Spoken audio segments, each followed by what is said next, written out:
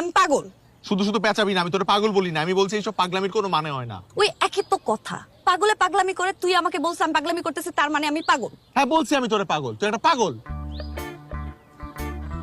দেখ, আমি জীবনে কোনোদিন কখনো সেলাই করি নাই, এই প্রথম আমি এত কষ্ট করে তোর এটা সেলাই করে দিলাম, আর তুই কই আমাকে অ্যাপ্রিশিয়েট করবি, খুশি হবি, তা না করে তুই তুই আমাকে পাগল বললি। অন্য সময় না আমি কাইন দিয়ে দিতাম।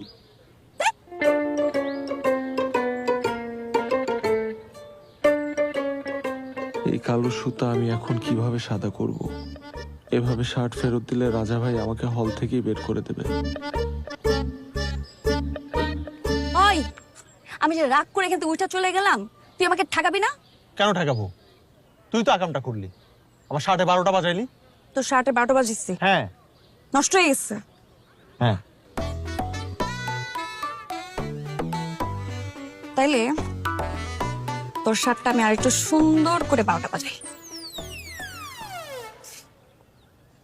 এই তো, এখন ভালো লাগতেছে, কালো সুতোর সাথে কালো কালার কালি, নাইস কম্বিনেশন, খুশি থাক।